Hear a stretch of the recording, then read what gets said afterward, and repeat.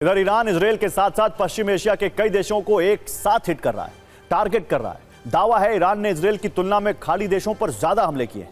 Iran ने खाड़ी देशों पर 4900 से ज्यादा हमले किए हैं, जबकि इजरायल पर अब तक 850 मिसाइल ड्रोन अटैक किए गए। कहां कहां हमले किए हैं इसकी भी जानकारी आपको दे दें। इराक के इरबिल में ईरान ने मिसाइल हमले किए। इरबिल में एयर डिफेंस सिस्टम एक्टिव है, कई मिसाइलों को इंटरसेप्ट भी किया गया है।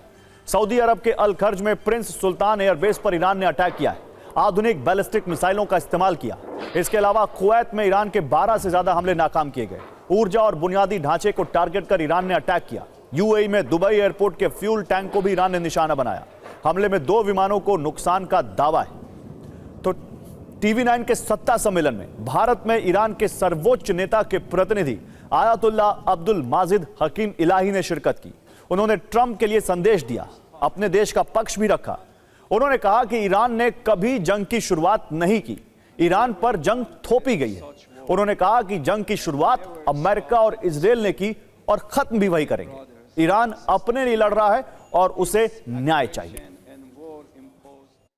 They initiated this war against us. This is the second time they started. The first time we were on the negotiation table, but they break it down and they initiated the war against us, which is named by 12 Days War. After that, we said it's okay.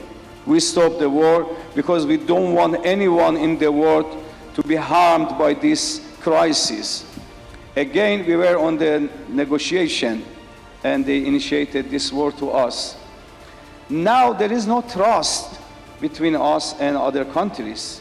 How we can trust on them and they will not repeat it? Because they used to attack other country. They used to initiate war against other countries. And the history shows us how they were dealing with other countries. और आपको Israel का पक्ष भी सुनना चाहिए। Israel के राजदूत Reuven अजार ने टीवी9 पर सनसनीखेज दावा किया है। उन्होंने कहा कि अमेरिका और इजरायल ईरान में 2 लक्ष्य हासिल करके रहेंगे। एक टारगेट है ईरान में रेजिम चेंज यानी सत्ता परिवर्तन, और दूसरा है ईरान के न्यूक्लियर प्लांट्स को खत्म करना। उन्होंने यह भी स्पष्ट किया कि ट्रंप और नेतन्याहू के बीच कोई मतभेद नहीं है।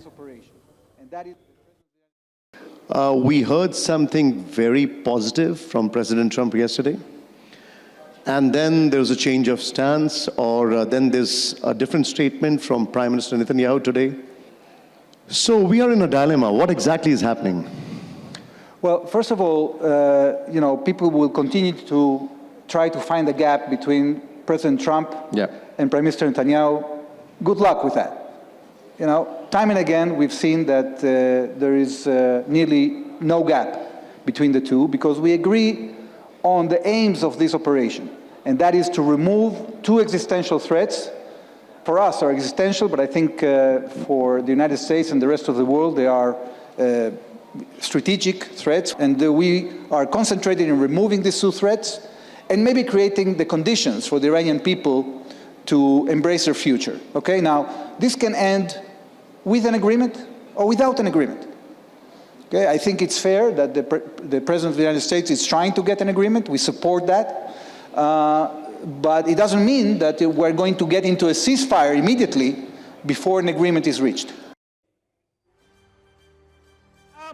आगे बढ़ते हैं इजरायल के हमलों के साथ उन वीडियो के साथ जिसमें ईरान में सिर्फ और सिर्फ तबाही दिख रही है, उन खबरों के साथ जिसमें अमेरिका और इजरायल के नए सीक्रेट ऑपरेशन का जिक्र है।